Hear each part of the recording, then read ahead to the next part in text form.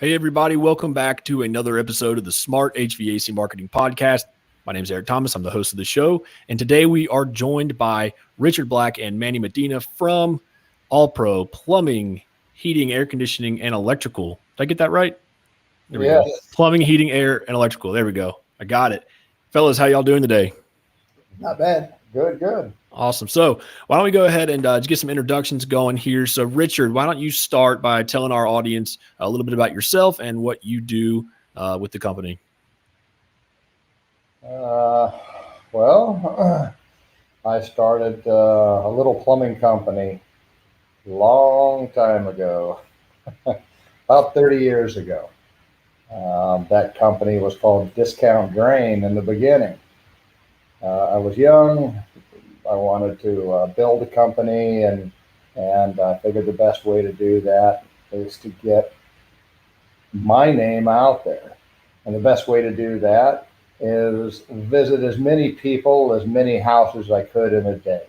It was just me in a truck, and I would clean drains. And I cleaned drains for back then like $23.95, I think, when I first started 30 years ago. And I visited 10, 12 houses a day.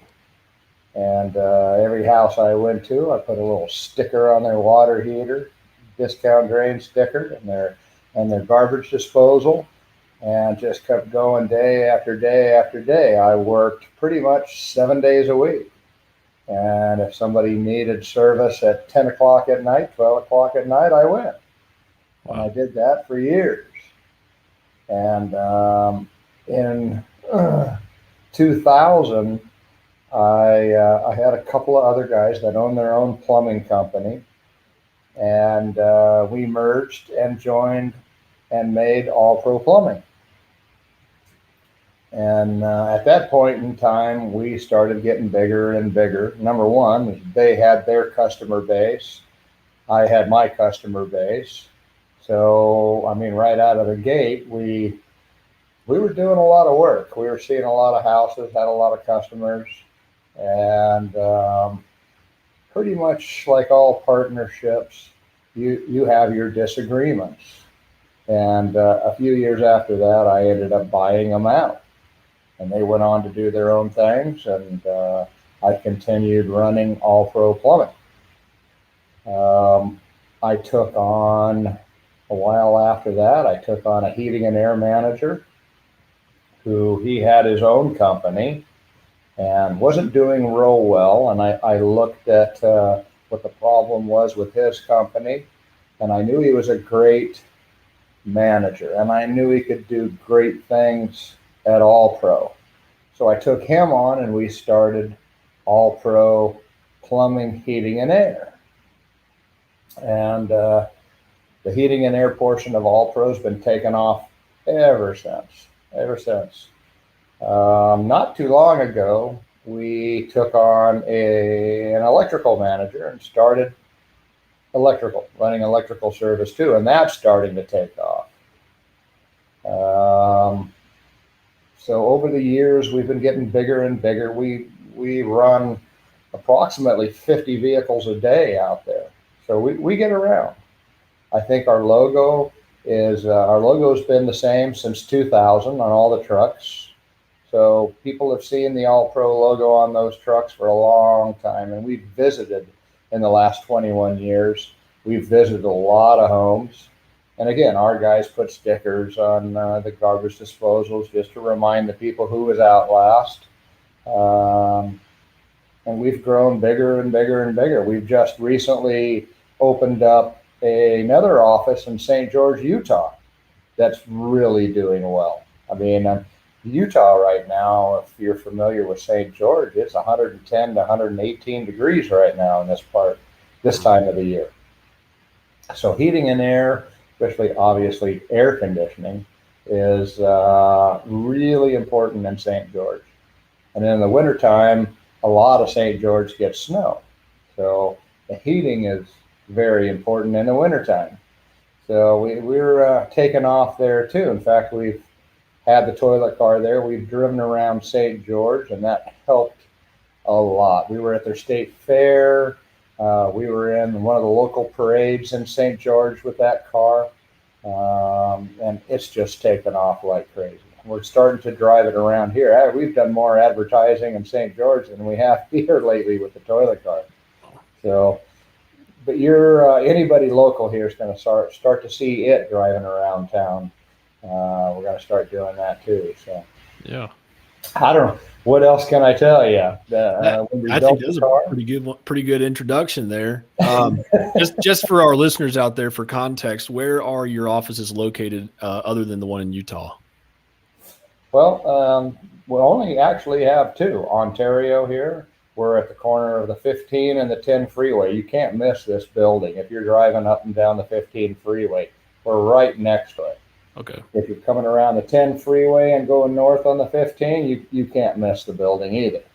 So we have a lot of visibility here, and we've been here for 3 years now. Before that, we were on the other side of the 10 freeway, so we had the same visibility back then. Yeah. And of course, St. George, Utah is the other office. Mm-hmm. So how far apart are the two offices approximately? How far apart? Yeah. Well, from Ontario, California to St. George, Utah is, I don't know, what is that, about a 6-hour drive. A 6-hour drive, which would be, I don't know, 350 miles, something like that, right? So that's a long way to drive that toilet car. Oh, it's trailered. Oh, it is? We have a custom built trailer that That's everything goes in. It all breaks down into two separate pieces. We have just all kinds of gear that goes with us. The toilet car actually has wheelie bars on the back of it that bolts on and off, clips on and off, I should say. Yeah. We also have the toilet go-kart that was finished recently. And we had both of those in the parade in St. George. It was pretty cool. We got a lot of reaction from the crowd when we went by. And this year we're going to be in Ontario here, the NASCAR racetrack, the big 2-mile oval track. We're going to be doing a couple laps before the Cup cars go on the track. So it's going to be pretty exciting to do that too. That's in February, I believe. Yeah, we'll be doing that. So it's getting out there, and a lot of people are calling us wanting it to be in different things, parades, different events, and so forth. So it's getting out there pretty quick. Yeah. So Manny, you are the one, if I remember correctly, you're the one that designed the toilet car. Is that correct? That is correct. Design, build, engineered, all the titles above.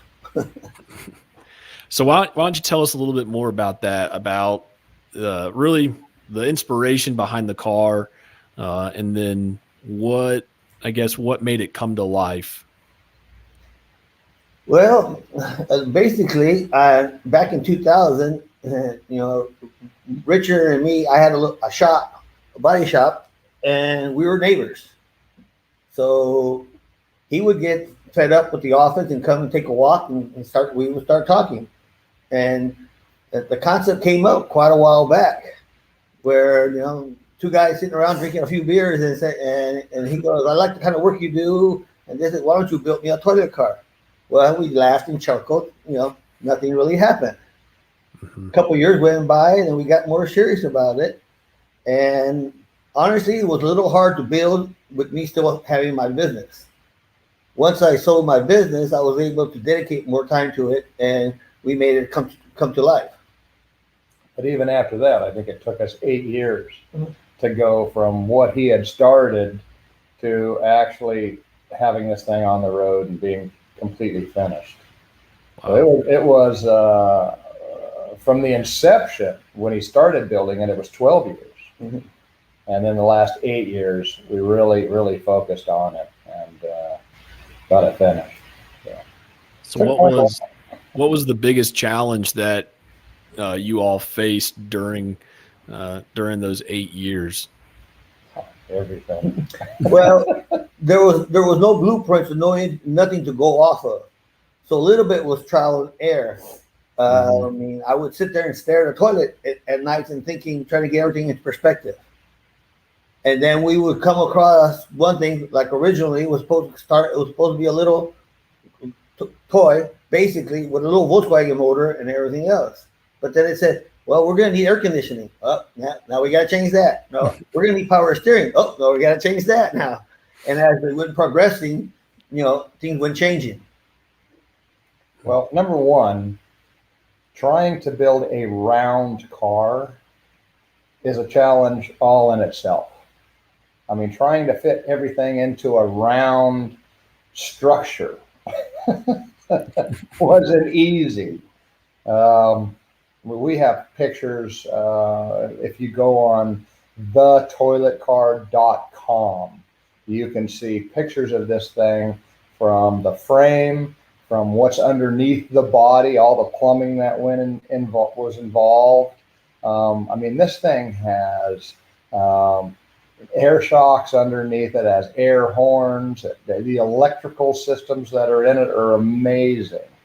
I mean, all kinds of different hydraulics and everything that went into it. And this is all from the beginning. We would, again, just start talking about it and laughing about, well, it ought to have an air horn. It ought to have a stereo system, not just any stereo. I mean, a good stereo system, And what about if we're going to be in a parade and it's in July or August? It has to have air conditioning.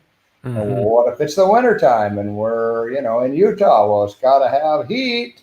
And it just kind of kept evolving and evolving and evolving to where it went from, like you said, this little Volkswagen motor to a turbocharged Subaru motor that when we put it on a dyno, it was hitting 300 horsepower to the rear wheels. And that's with 8 pounds of boost. And we didn't want to take a chance of hurting the tranny or anything else. We could have gone 15 pounds of boost, and the builder says we would probably hit 500 horse with 15 pounds of boost. So we have flicks that go on the back of it, and we have street tires that go on the back of it. We have wheelie bars that clip on and off the back of the car. We have, it's just everything that's gone into this is amazing. The tank lever on the back of the tank, you hit a button and that goes up and down with the sound of a toilet flushing. So, that's awesome. For the parades and the people in the parade. This thing has so many systems. The flashing lights on the inside that rotate. The seat goes up and down hydraulically. So when you're in a parade, you can actually have people stand up and wave. The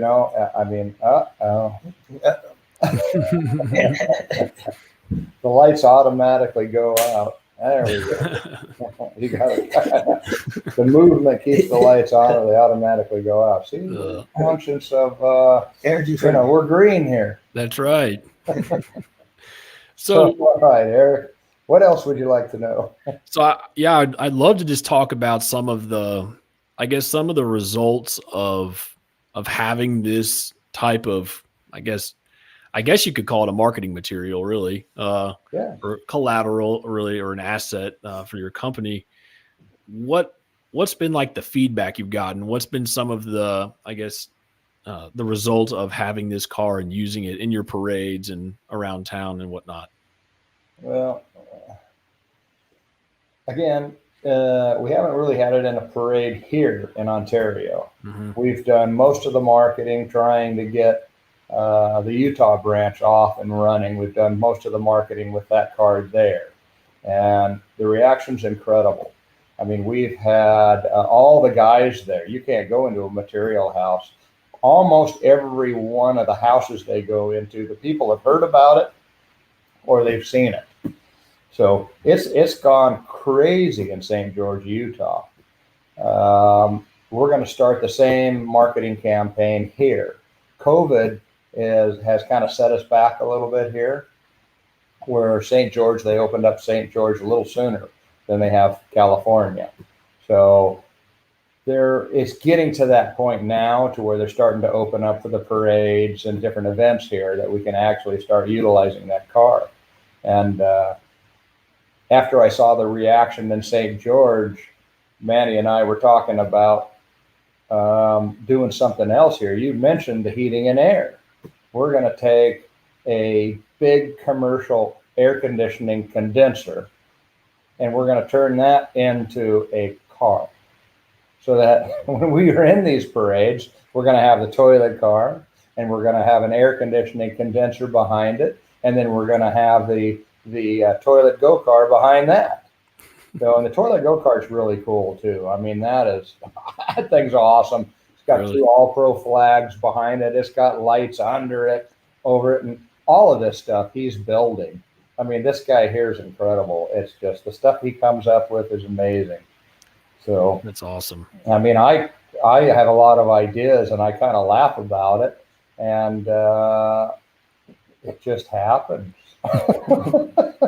He makes stuff happen. And I was joking when I said that. Well, he didn't know I was joking. Do you have plans of making a breaker box car or a breaker panel car? Well, that's funny you should say that, because that's been on my mind. we haven't started the condenser yet. I think that's going to be a lot easier. That and the I'm not sure if it'll be a breaker box. It could be a switch, an electrical switch, or a plug, or I mean, we need to have a couple beers and talk about that one. Yeah, I feel like all of those would be a little bit easier, especially if it's more of a square or rectangular shape versus round. Oh yeah, a lot less metal to bend. Yeah. Because like I said, most people think that is a fiberglass body. The tank on top is fiberglass, but the body is all metal. Really? Yeah. Wow. What it took to bend all of that, I can't even imagine. I'd come over and see a little bit done in the time, but man, a lot of work, a lot of man hours into this thing. Anything square, I would believe, should be a little easier to do than around anything. So now that you guys have got the hardest one, done, how long do you think it would take you to finish a second or third one? Good question. How long? Well, depending on what he's looking forward to. I mean, if it's going to be something like a convertible, then we're not worried about heating and air. Yeah. If it's going to be strictly for parade purposes, then of course it'll probably be a lot faster than trying to make something 100% street legal to be running. Mm-hmm. Not to mention this thing, the toilet, like I said, it has slicks on it, and it is actually a drag car. It is a functioning drag car with wheelie bars, and these wheelie bars aren't a joke. These are custom built for that vehicle from a shop here in town that does nothing but build drag cars for people. So we've gotten a lot of advice from them on how to do certain things. I mean, we're not going to drag this toilet car because we can't afford to have anything happen and lose it. To try and build another one would be almost impossible. We'll have another 8 years to put another one together. So no, we're very careful with it and going in and out of the trailer. We're very careful with every part of this, because again, it's not like you bend a fender on anything else and you go down to a junkyard and you bolt a new fender on. Everything on this car is custom built. Everything. So to repair it would be not easy, if even possible. When we go out and we're running down the streets in this thing, we've got a chase car in front of it and a chase car behind it. And when I say chase car, it's one of our vans, one of our working service vans that are in front of it and behind it. That way we know the car in the middle is going to be safe. If something happens, they're going to get the chase car front or back. They're not going to get the toilet car. Yeah. Well, just from experience, people come by and they're usually in your blind spot and they're taking videos or pictures of the car. Yeah. So that's with the chase car and the car in front, communicate with each other and says, hey, you got a car on your right hand side, don't pull over. If you got a car on your left hand, don't, you know what I'm saying? Yeah. Communications. Even though the toilet car has 5 cameras in it. Oh, really? Yes. You can see all the way around this car. That's Front, awesome. back, sides, people coming at you from any direction. But that still doesn't stop them from hitting you just because you can see them coming, you know? Yeah. So who typically drives it when you guys have it out?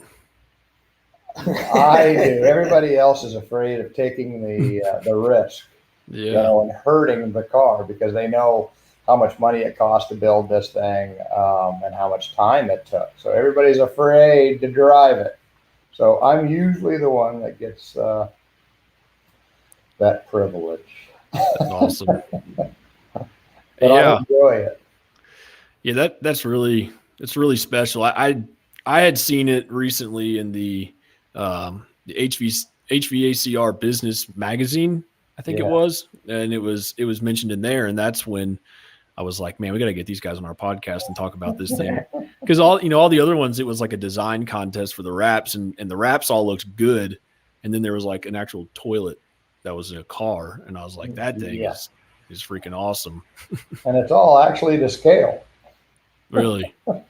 You know what you could do is like team up with like those hot box cars, team up with them to get like a toilet hot box car made to like give to customers' kids. Talking about Hot Wheels or Hot Wheels. That's where we go. Yeah. It's been so long since I've bought those. Yeah, Hot Wheels.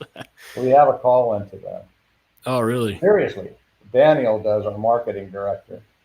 Yeah, there's Hot Wheel, Matchbox, and Matchbox. That's what I was thinking of. Hot Box. Kind of joined Hot Wheels and Matchbox there. Yeah, you can make your own brand there. Yeah. But that'd be cool. I feel like that'd be something that that the kids would like. Well, even like Revell, the models, you know. Yeah. Buy a model, you get to put a toilet car together.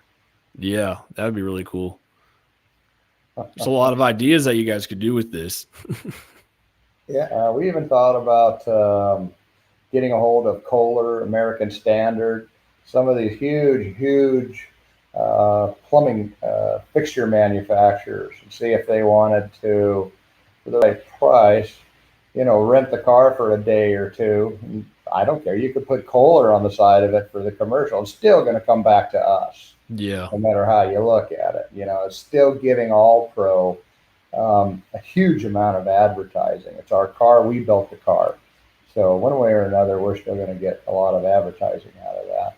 Yeah. But I thought that would be really cool to see, you know, Kohler's name on it and see it going down the road. And this is kind of like the Oscar Mayer Wienermobile, you know. I think it's going to take off through the United States. Yeah. There just isn't anything like this out there. Nothing even close to this car.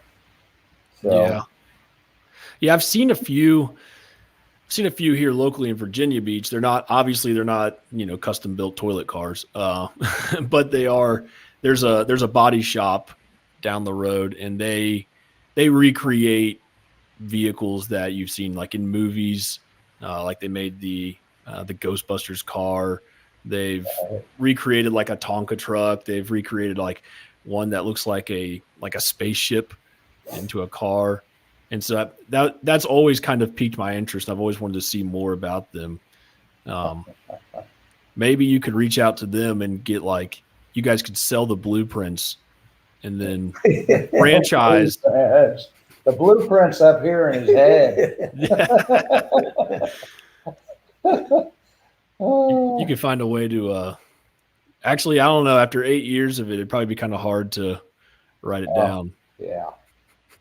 This would be so thick of how to put this thing together. It's just incredible what it took to do this over these 8 years. And this is 8 years of almost daily, wasn't it? Mm-hmm. I mean, you were doing something daily. We were ordering parts every day from everywhere. I mean, the ram that lifted the toilet seat up came from Germany, and I think it took us 2 months for that to come in, or 3 months, something like that. Just parts from all over the world that well, just the amount of research, just trying to find, this is what I'm looking for, something like this. Well, where does it go to? Well, I don't care. I just need something that can do this, you know? Mm-hmm. And being on the computer for hours at a time and said, okay, I think that's going to work. Let's order that. You know? And that's another thing. The tank weighs 400 pounds, and the tank has to break down off of the car so that you can get it in and out of a lot of places. Whether you're at a venue for what am I thinking of here? Some sort of indoor event. You know, a lot of the doors. Wait a second. How do you do this? It says it's time to restart to maintain your device security. Wait an hour. There you go. Okay, no, sorry. Hang on just a second. Where's the map? What do you? I ain't got my glasses on. Having a little technical difficulty. Okay, there you go.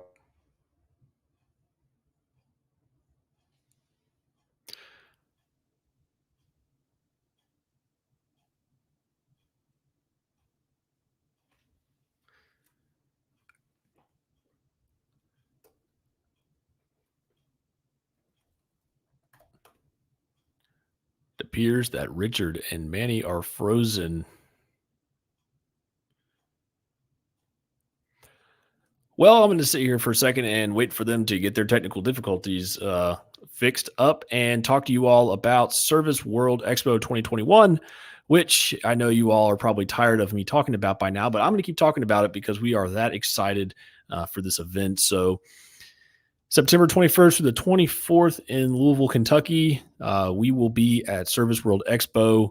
I'll be there podcasting. Rival Digital will have a booth set up, and we are going to be there meeting and greeting a lot of you all who have been listening for so long and even recording live podcasts. So if you're interested in joining us for a podcast recording or even just to stop by and say hello, we will be there. We're going to be attending the workshops and all that good stuff. So we look forward to networking and getting to know some of you all a little bit better. And who knows, maybe even recording a live podcast or two with some of our listeners out there. So I'm not sure what happened there with Manny and Richard. It looks like they had some technical difficulties with their computers. So we're going to go ahead and call it quits on this one.